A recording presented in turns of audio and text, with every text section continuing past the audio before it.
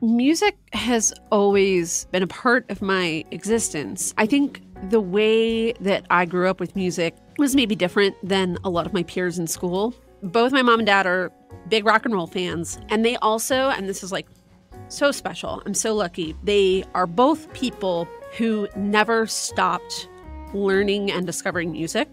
So like I would be in school and I would have, friends in middle school grumbling like, oh, my parents took away this CD from me, or they won't let me listen to this, or they don't like my music.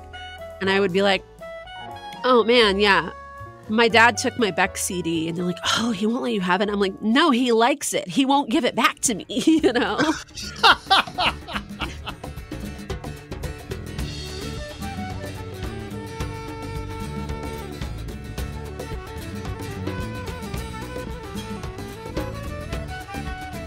Hello, everybody. My name is Rodney, and welcome to the Inspired by podcast. Today's guest is someone I deeply respect and admire in our community, and she's super awesome and amazing.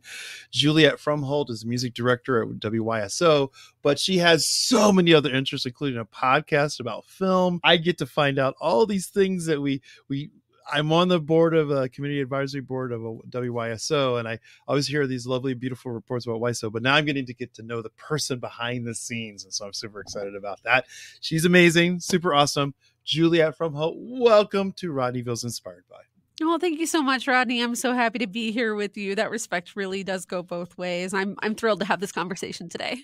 I am so excited to have you on the show as well. And so, okay, so this is just a conversation, and it's one of those things like I've just had a curious, like, what was your story? What got you to the road to this? No, I mean, music director. I mean, for a public radio station music director, I'm kind of curious, like, what was the journey like to get to that? Like, it's like this is your life moment. So what was your dream? What was your dream when you were a child? Gosh. Out of curiosity. Well, the road itself is long and windy, and I'll try to kind of sum it up as succinctly as possible. But the dream in various iterations was always to do something within arts and music. When I was a little kid, I wanted to be like Stevie Nicks when I grew up. Oh, okay. All righty. That's lofty. I love it. Yeah.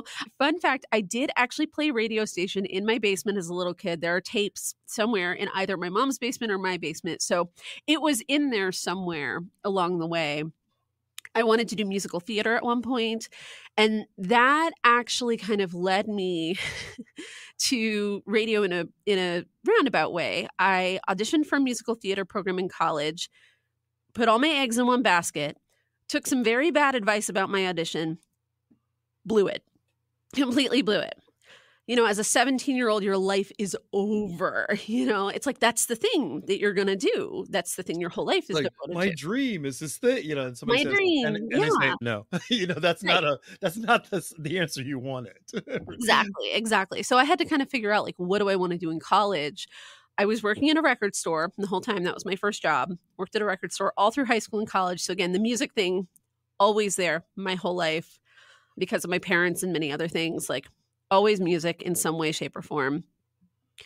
Decided in college, well, maybe I'll major in film because I like film too. Did that for a couple of years. Realized it wasn't a good fit for me for a variety of reasons. That'll come back into my life later, though. Okay, duly noted. Bounced around, major to major. While I was doing all of that, my best friend from high school, who had started at Wright State with me, gets accepted into an art school to follow her dream. But that meant she had to move away to go to art school. And I'm so glad that she made that choice because she is a person I admire. She is a successful person working in the video game industry at Ubisoft. She followed that dream. She is just a person I admire. So she goes off to school to do that. And as I'm cycling through majors and trying to figure out, is it film? Is it something else? I'm like, oh, I don't have any friends on campus now that Anna's gone. what do I do about that? Like, maybe I should find some friends. Find some friends. Wait a minute. Okay. Yeah, like, That's oh, right, you're awesome. supposed to, like, make friends in college. Yeah, there's something about that. Socialization, it's a, kind of Yeah, undercurrent to the educational experience. Yes. yeah. So I was walking in the student union one day and walked by the radio station, and there was a flyer on the door that said, "Hey, do you want to learn to be a DJ?" And I was like, that seems kind of fun. I like music. I work at a record store. That seems like a thing I might be interested in doing.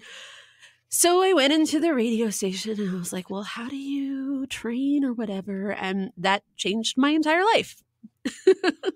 Long story short, that became my passion, my career path, everything. I found my community at the college radio station. I fell in love with radio. I had a couple of really pivotal people tell me very early on, like, hey, you're good at this, and like, you get it and you understand it, and you should like keep going. You should apply for staff positions at the student station. I was like, I'm brand new and I'm not a comm major, and I don't know if I want to do this. So like, why am I more qualified than anybody else? And they're like, no, you're good at this and you understand it. And so I did. And so I ended up running that station, stayed in college an extra year just to run that station, actually. I love this. Oh Yeah. Yeah. Worked at the wow. same time I started volunteering at WYSO, worked in commercial radio for a hot second, like long enough to know that that wasn't really the path I wanted to take, that I wanted to do like independent or public media, and then ended up sort of rolling a volunteer gig into a full-time job at WYSO. And I've been here on staff for 15 years. Wow. Wow. I love it. All because you wanted to make friends. That you're Yeah. just like, I need to make friends in college. Yeah. And I love that because it just speaks to me about the fact that you, this podcast, I've interviewed quite a few people, and I'm looking forward to a 26th episode season, is that they've all said it was like, their paths were different. It wasn't there's not a linear pathway to where you finally end up. And I just find that it's fascinating. It's like, wow, it just proves my point. I mean, you were going for two different other things. And musical theater, which is, I love the Stevie Nicks, by the way, but I just think that's a really interesting thing that everyone seems to have that story. This notion of like, well, I went for this and then this happened and this opportunity. They said you were great at it. And it's like, well, the fact that you were trying to be the next Stevie Nicks tells me that you should have probably heard the signs from the universe that music is your world. Music is your world. Yeah, I think that initially, I was very nervous about that, because I think that in part because I was a very, shall we say, precocious reader of biographies of musicians as a young person.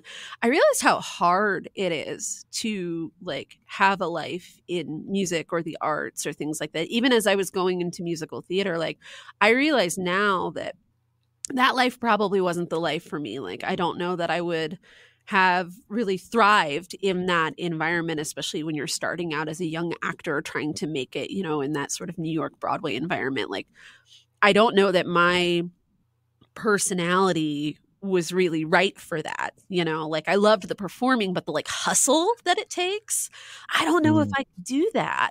But what I kind of didn't understand yet until I got into radio was how to make a life in music and the arts like here in Dayton, Ohio, and that it was like possible to do it.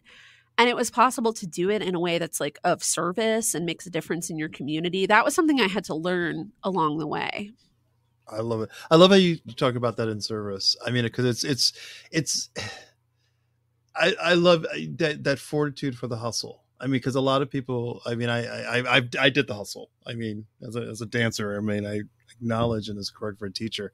And it's like, I don't recommend it to everyone. I always, when I taught, I would say, are you sure you're up to the hustle? Are you sure you're up to this? Because it is a lot. I mean, it is dealing with rejection. It's dealing with not always having the opportunities when they need to arrive. And sometimes it's robbing Peter to pay Paul. And the ramen noodle diet was just not for me. But so I'm glad you talk about that. And so I'm just kind of curious about like when the volunteer gig at WYSO, what was that like? I mean, and then that transition into the thing. And like now you're like, oh, music.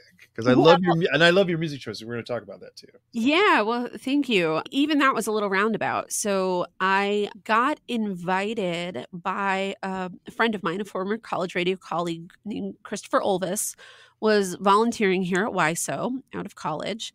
It was a period in the station's history where they were really trying to make a concerted effort to bring volunteers back to the airwaves. We had had a period right as I was in college where the station lost a lot of volunteers. A lot of volunteers were pulled off the airwaves kind of unceremoniously, and the community was upset. And I'm actually working on some documentary work about that right now. Yeah. But this was prior to Nina Ellis getting here. And the prior general manager was really trying to welcome and bring volunteers back on the airwaves as music hosts. So my friend Christopher was already doing it. My colleague, Jerry Kenny, was hosting Alpharhythms at the time and had just gotten hired to be the morning edition host. And so he was starting to think about, late Sunday night radio show, early Monday morning news show. Like, that's maybe not the best equation. So he was looking for a co-host for Alpharhythms. Now, I grew up listening to Alpharhythms. Every Sunday night in my house, my parents and I listened to Alpharhythms. So Jerry and I joke that, like, I'm his radio daughter because I've listened to him my entire life. Right. So he needed a co-host. Christopher encouraged me. He said, hey, come talk to our program director and our general manager. I think you would fit in really well here. So I started co-hosting with Jerry. Well, then Christopher decided he needed a co-host because he was thinking about going back to school and he was starting to get his portfolio ready. So he needed a co-host for Wednesday nights too. So I was co-hosting both. And then right as I was getting ready to get I didn't know I was getting ready to get hired. Christopher said, okay, I'm going back to school. Wednesday nights are yours now. So I was planning on the first show of 2009. That was going to be the transformation from what was then called Evening Excursions to being my show Kaleidoscope. What I didn't know is that simultaneous to that, the publisher I was working for would be tanking because of the recession and would lay us all off like the day before New Year's Eve. Whoa. And so I was around WYSO all the time during college, like volunteering, and I would come in during the day. I would, train. I was having lots of conversations with the GM at the time, just about like, how do we bring more students in? So I get laid off. I call over there. Nina had been hired, but she hadn't started yet. I call over to the folks I knew over here at the time. And I said, hey, I'm just going to be job hunting. And I know you've got a couple of events coming up and a membership drive. If you need somebody to help stuff envelopes, like I should keep myself busy while I'm job hunting. I'm happy to come over anytime. And they said, well, we have a part-time reporter position open and our operations director needs a fill-in. And, the internet's like a thing now and we need somebody to help us with our website. And you know how to do that, right? And I was like, yes. So is that the equivalent of a full-time job? And they were like, yeah, we'll make it work. We'll cobble it together. So I ended up starting working here at the very beginning of 2009, about a month before Nina started. Nina got here. The timing was so fortuitous because I couldn't ask for a better mentor as I was learning like the journalism end of things. I was still hosting my music shows, but really my work was not in music. Like I had the music shows, but I was working more on the digital end and the journalism end for many, many years. I didn't become music director until 2021. Wow. Yeah. Wow. Okay. That is wild. Yeah. Windy paths. What's what I love about it. I mean, we're on this podcast and my winding path from dance to you're now hosting a podcast and a TV show and working for public PBS. Exactly. So I can so understand that circuitous journey. I was like, we're winding. Mm-hmm. And you're absolutely right about a mentor and Nina and this. So you were a reporter. So you were just covering the beat. I mean, basically, it's, Yeah, I started out. Everything? Yeah, I started out reporting in Springfield. We had a grant for Clark County reporters, so I did a lot of reporting then. This was right during the housing crisis. Okay. So we were doing a lot of work sort of focusing on the effects of the housing crisis, the mortgage crisis on local Mm, people. Both Springfield and Dayton were hit very hard. Those were really hard stories to tell as a young reporter. I was really learning my craft as I was telling those stories. But again, like amazing mentorship, like Nina Eileen LeBlanc, who's a former WYSO news director. She worked with us on one of our mortgage crisis series and just like taught me so many valuable lessons about how to be a journalist and how to use sound to tell a story and, how to do it, honoring people's stories and not exploiting them, things like that, and my amazing colleagues over the years, like Lewis Wallace. I learned so much from him and, still consider him a colleague and a friend. So I think WYSO is very special that you had the opportunity and still have the opportunity to come in with some skills, but really learn under people as you do. That's been kind of a part of the station in one way or another throughout our entire history. And I'm very honored that I've had the opportunity to do that in a variety of roles. Yeah, no, I mean, you're absolutely right. It's like mentorship is really important. I mean, I just feel like absolutely, especially in this field, this is not I leaned heavily into some folks who are in television to ask their advice because I was like, I'm not used to this. This is unusual. This very unusual place to be. And so I totally get it. I totally get that. And so I love the fact that you're reporting, you're doing that, but was it always a love of music? I mean, was it just like, hey, Juliet, we know you love music, make you the music director? Or was it just always, I mean, you referenced Stevie Nicks, so therefore I already know like, oh, this is about to get deep in regards to musical. I mean, so like music has always, as I said, been a part of my existence. I think the way that I grew up with music was maybe different than a lot of my peers in school. So my mom is from New Orleans. And so a lot of that musical influence was like in my household all the time. Like, the Meters, classic New Orleans funk, I grew up with all that. Both my mom and dad are big rock and roll fans. And they also, and this is like so special, I'm so lucky. My mom is still with us. My dad has passed, but they are both people who never stopped learning and discovering music as they aged. So like I would be in school and I would have, friends in middle school grumbling like, oh, my parents took away this CD from me, or they won't let me listen to this, or they don't like my music. And I would be like, oh man, yeah, my dad took my Beck CD. And they're like, oh, he won't let you have it. I'm like, no, he likes it. He won't give it back to me, It's like, what? I mean, I'm sure there was a lot of shock in the classroom. Like, your dad's into Beck? I mean, so what would they just, and so they just sound really special. I love how you describe that. It's like, they just love music. I mean, so it was like every day, like there's music in the house. I mean, probably always. All the time. And I grew up with my parents going to concerts regularly. So like, again, it wasn't a thing of like, oh, concerts are a thing teenagers do with their friends when they want to get rowdy. It was like, no, you go see live music. And I think part of that is, my mom grew up in New Orleans where live music is so a part of the culture. My dad lived down there for many years as a young person. Like, that's what you do. You go experience live music. So my parents would take me to concerts over the years, as I got older. Like, I remember it being a big deal when I was like 12 coming back to school. And my dad had taken me to the first Edge Fest, which became X Fest later. And that was in 96. So it was like very alternative, like Guided by Voices played and Veruca Salt played and all these people. And like kids at school, like even the teachers were all kind of like, what? I don't, like, your dad took, I was like, oh yeah, it was fun. Like we went together. We had a blast, So I think like having that love and that sort of practice that like what you do is you listen to music instilled in me from a young age.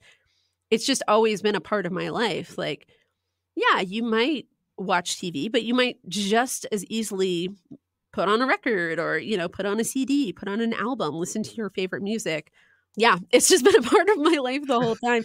So even as I was here at WYSO doing other things like developing our whole digital strategy, all of that. And reporting and everything else, you were still in that music scene. So. Oh, yeah. Yeah. And I mean, I was going to shows, very active in the local music community, hosting my 2 music shows, hosting Algorithms, hosting Kaleidoscope, having live music every week on that show. So it was always, even when it wasn't like the primary function of my job, it was still like always a part of my job. But it was also just a part of you. Yeah. Which makes it, I mean, I think it goes hand in hand. It makes it easier. Yeah. It really does. There's always work. I mean, there's work and there's things that you'd have to do. But ultimately, the day, if you enjoy it, it just makes it just, you're already like, I'm already into the music. So great. I'm like, I'm here. And then look where the time went. Because as opposed to counting the clock. Yeah.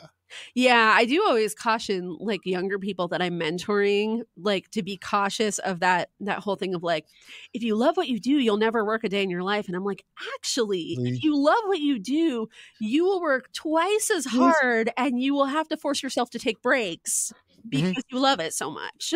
Like, oh, you can't forget to eat. Right. Yeah, there's a mic like, I probably should go to lunch now. Yeah. That's a common occurrence these days. And so that you're absolutely right. I think there's a misnomer that, oh, you follow your passion. No, you're going to be working. You're going to be working on a documentary at midnight. It's okay. Yeah. This is what you do. So yeah, no. I love that. I love the fact that your dad took you to Edge Fest. I mean, fruit of salt. Yeah. Yeah. Okay. There you go. Yeah, my mom and I still go to concerts sometimes. I mean, like the last concert I went to before lockdown in 2020, my mom and I went to see the Dayton Philharmonic and Wyclef. Oh, cool.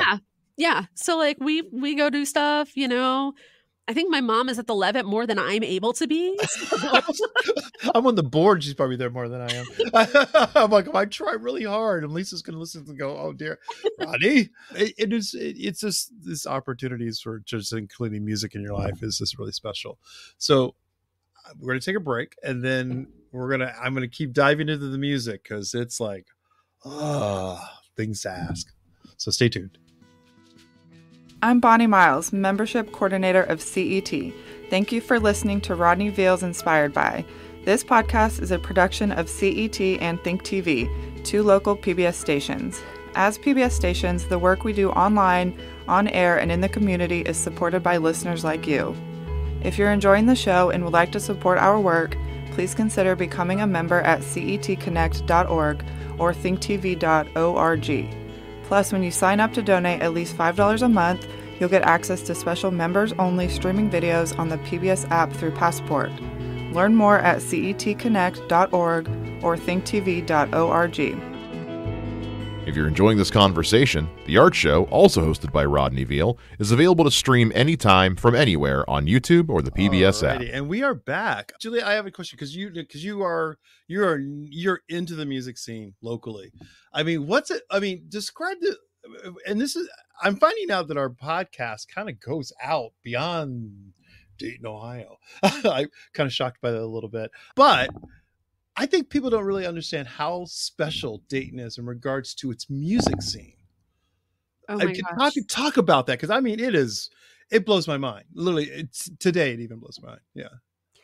Yeah, for a city our size, we are so fortunate, and this scene is so special. So, when you look at the Dayton music scene, you have to look at our roots a little bit. Mm-hmm. So, Dayton, Ohio, is the confluence of funk music. Which funk music stems from the Black diaspora. Folks were coming up here to work in places like GM. They were earning a living. They were buying their kids instruments. Mm-hmm. Those kids were making amazing music and revolutionizing a genre that would go on to revolutionize other genres. Like there is no hip hop without Dayton, Ohio funk, to be clear. Drop that mic. Drop that mic because that is so true. Oh my God. Oh, yes. And then we have the Appalachian influence. Mm-hmm. So same thing. Folks are migrating to our area from Appalachia to work in the factories. They are bringing along stringed instruments, traditional instruments, the music that their grandmothers and grandfathers were playing out on the porch, guitars, mandolins, banjos. They're bringing that here. Those kids are taking that. And sometimes they're playing that traditional music, and sometimes they're mashing it up with rock and roll and creating something completely different. So we've got all of this happening. Big mixing pot of music. Flash forward, we've got seminal rock bands. But in this moment in Dayton music, it is so exciting to me because we have amazing rock and roll. We have an amazing hip hop. I would argue that this is a new golden era for Dayton hip hop right now. Like, there is something magical happening in the scene, and it is so exciting to witness. Like, it is just a moment for Dayton hip hop. Like, if you're not paying attention to Dayton hip hop, pay attention, because this moment is going to go down. Like, when we look back, 20 years later on this moment in the scene, we're going to say this was a golden era for Dayton hip hop. We've got rock and roll of all stripes. We have traditional players. We have jazz musicians. We have our immigrant community bringing their indigenous sounds in, mixing it all up with what we've got here. It is so cool. The other cool thing that I think has happened in this music community is because we are small, we've had to learn to work together, and we've had to get used to like really kind of diverse bills. So in other cities, you wouldn't see a hip hop act and a rock act and maybe a bluegrass leaning act on the same bill. You're going to see that in Dayton, Ohio, and the audiences are receptive to that because we only have so many places to play. So people have to mix it up. People have to get used to different types of music together. People are used to mixing audiences here. And most of our musicians have day jobs. They have perspective. They have to balance out music, day job, family, which I think, like, hey, if you can make it as a professional musician, like, good on you. That's amazing. But I think that in this community, what has happened is the fact that folks have to balance out their job, their family, other things, and their music means that there is an intrinsic value placed on that music. The players are carving out time in their schedule, money to pay for their instruments, gas to get to the gigs, all of those things to make music because they love it that much. The audiences know that because they're in the same boat. They're all working jobs too. They're carving out time to see that music. There's like a mutual appreciation there that I think in some bigger markets and bigger cities, sometimes there's not that same recognition there. That may be the reality of the musicians and the artists. But I think here, because we're in this place that is, whatever you want to say, post-industrial, Rust Belt, like whatever you want to call it. Yeah. Yeah. Right. It's that grittiness that we have here in this community. And I think that has translated to the music scene. It's a music scene that is marked by that same like Midwestern resilient grittiness that everything else that shapes our community is. I love that. It was so interesting because today I was at the Bing Davis exhibition of art at Dayton Foundation, and there's this huge banner that talks about the polyrhythms of life infused into his work. And when you're talking about this, and I think that you're absolutely right, and I think it also holds true for visual artists and dancers and filmmakers. We have such a plethora of artists working, and they're working. And it's that same sort of thing, that balance. And so there's this recognition, and it's not you could say I'm a musician and no one's going to be like, are you sure? Like, really? They understand it and go, yeah, but do you also know so-and-so? And so there's a sense of connective communal thread that runs through it all. And I was just thinking about when you're talking about that, like that Bing acknowledges that. And he has, this is for the audience, if you ever get a chance, go over to Bing's gallery because he's playing music, and you would not, he was playing some serious hip hop the other day. And I was like, wait, what is going on with this 87-year-old artist going to town on the hip hop? And he knew who they were.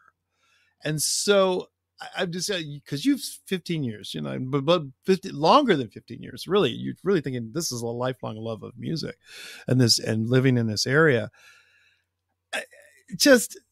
I love that you talk about hip hop. And so, like, what other genres do you think that people would be really surprised that are existing under the surface, like something like some insider baseball? Is there something beyond hip hop? Because which is great in and of itself. I'm super excited about that. But is there something else that people might be surprised that is growing here in our region?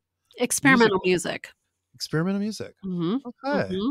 Yeah, I have to give a shout out to my colleague, Evan Miller. He's our midday host here on WYSO and my assistant music director. That is his world. And he has really introduced me to that world of folks that are really pushing the boundaries of music. You know, many of them come from a classical or jazz background, but they're going beyond the canon and they're really making music that is challenging, interesting. Sometimes it involves built instruments, materials to make music.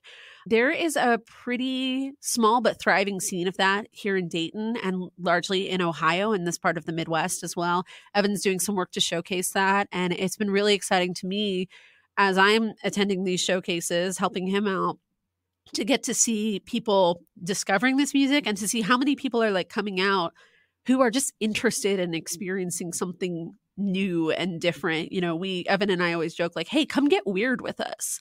And people are willing to do that. Like audiences we're willing to do it. They really are. Yeah. Yeah. Yeah. I love the fact that it's experimental music, because I just feel like as a choreographer, that's kind of where the sweet spot is, because we're always trying to find some sound, some sonic landscape that's not your typical sonic landscape to create movement to. And I feel like there's a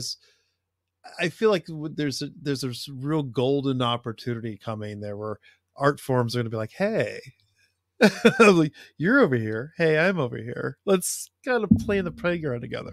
Yeah. So I'm kind of curious about that. I mean, that's where that's what gets me up in the morning. I go, there are genres to be mixed, art forms to connect. And I'm like, bring it on. So speaking of genres, we're going to shift because you have this podcast.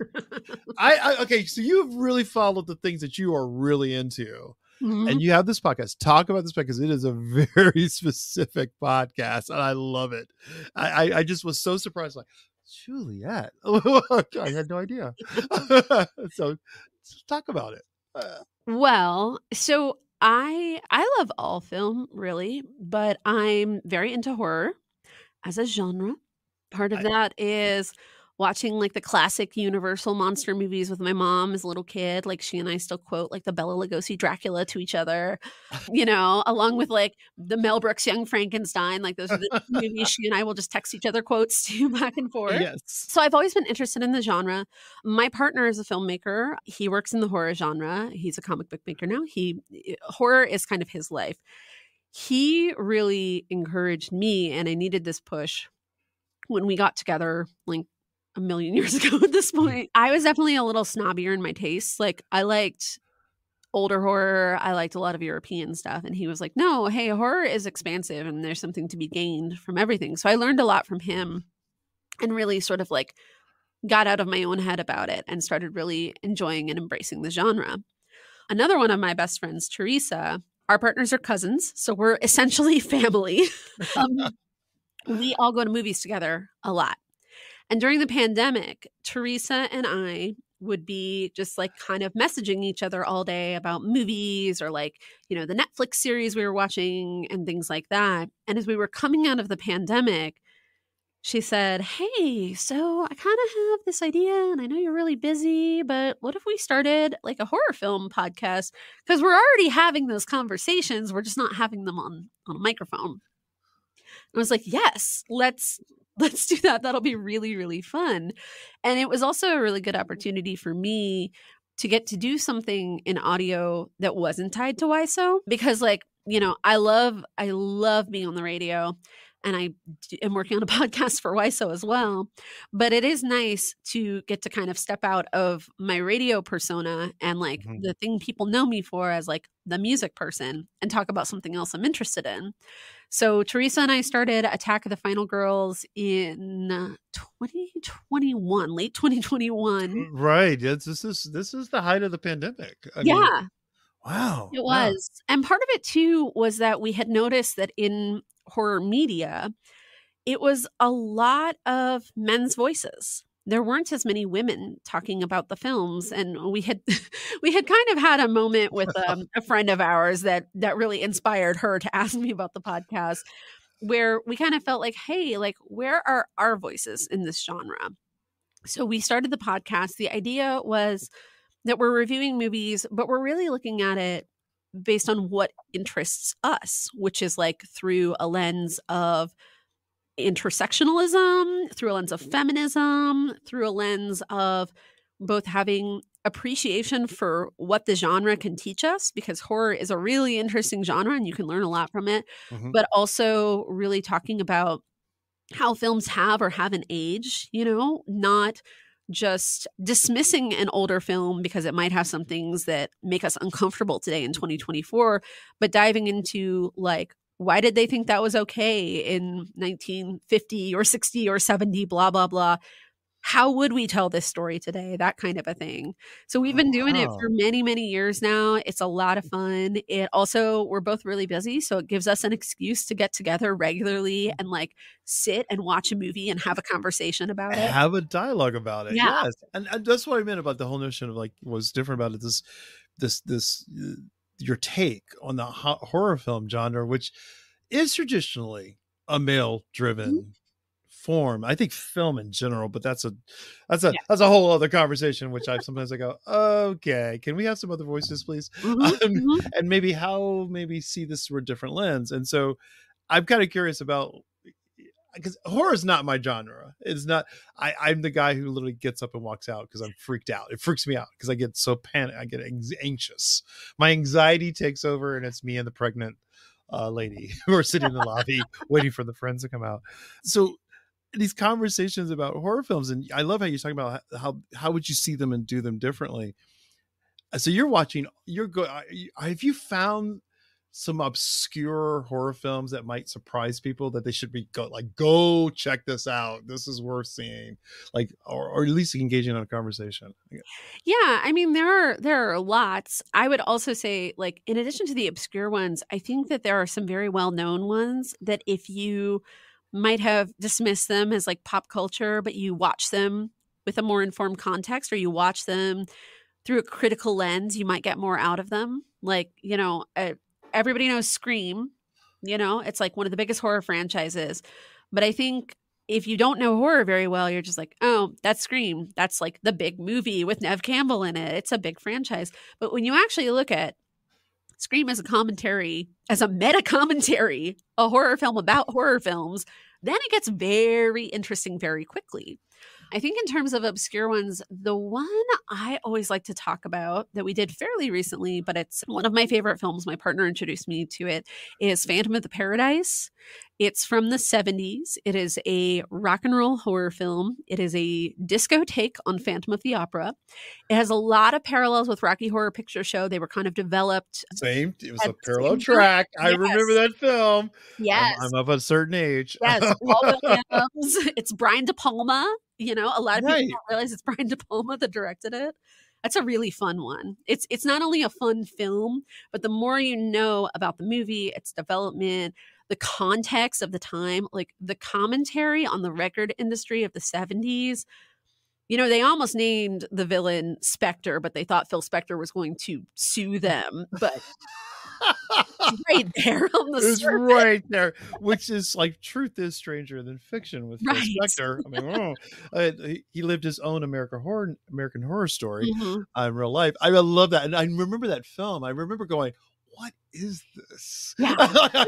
at that time, because it was like you know the folks of when they would you would see it in the newspaper, or you would see it on a poster at the local Cineplex, because we only had 4 channels back in the day before cable. This is it's really fascinating. Like there were choice, like, oh, let's go see this film, and how they were pushing it as like the next thing, and that kind of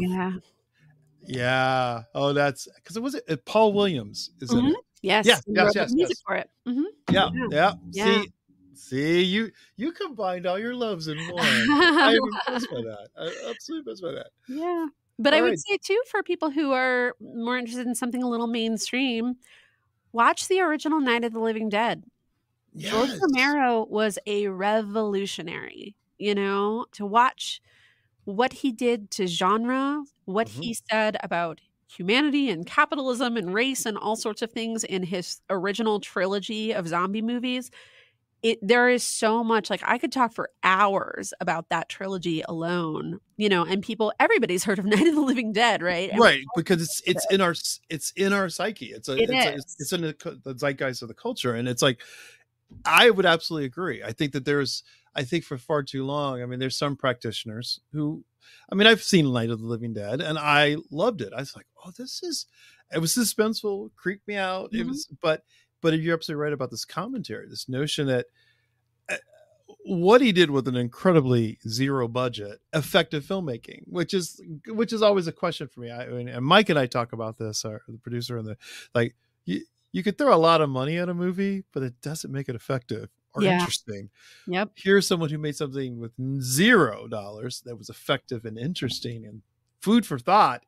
Even when it came out, people were like, this is a lot to think about. It's really interesting. Yeah. So yeah, oh my gosh. Like, film. Okay. Juliet, that's in film. I'm loving it. So one of the things that's interesting to me is, like, when we do this podcast, is that we try to pose try to pose a question about, for those who are listening, because it is about inspiration. What would you say to someone who's listening to this going, I have a son or a daughter who's thinking about following into media? Because you and I are both in it. What would you tell them? What advice would you give them about a media career, so to speak? I think it would be to really look at what opportunities are available. Most people that I know that do media, like, very few of them got their degree in communications. Like, my degree is not in communications. Many of us figured out how to do this through other ways. There are so many organizations in this community and in many local communities, things like public access, public broadcasting, internships, opportunities to learn and just see if you're interested and get your hands on some gear and start to figure out where you fit into the picture of media. And then we have so many tools now, like on our phones, that can allow people to just become a maker without permission, So I think it's just like start to get involved and follow your interests. And you don't have to go to film school to make a film.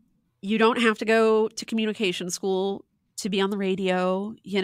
I think education is wonderful, and I'm very grateful. I consider myself so privileged to have the education that I have, but we need to stop thinking of that as some sort of like gate, or that you have to take this very linear path of, you go to college for the thing and you get the piece of paper that says you have the thing and now you can do this one very specific thing. So many people I know have taken windy paths and kind of got here on accident and fell in love. So I think just like start exploring and start seeing what opportunities are available in your local community. So many public and public access stations have volunteer opportunities, have internships opportunities. There are so many of them that are populated by people like you and I, Rodney, that if somebody were to send me an email and say, and I've had this happen, hey, I'm starting college, I'm in high school, I'm just interested, can I come talk to you? Can I get a tour? That kind of a thing. And it's always like, yes, absolutely. Absolutely. Yes. Let's talk about what you want to do. Let me ask you some questions that might get you thinking about things you hadn't even considered in a career in media. So just like use the resources in your community and like explore and ask people a lot of questions. I love it. That's such a true thing. And as an educator, I feel strongly about, like, it's like, talk to folks who are in the business, talk about work-life balance. I mean, that is a really legitimate thing, especially in the arts. And it's like, are you prepared to give it your all? Which means that you're giving up weekends to see concerts, and you're going to be hanging out with musicians, and you're going to be talking to folks about film. But the thing is, the enrichment of that experience outweighs the long hours.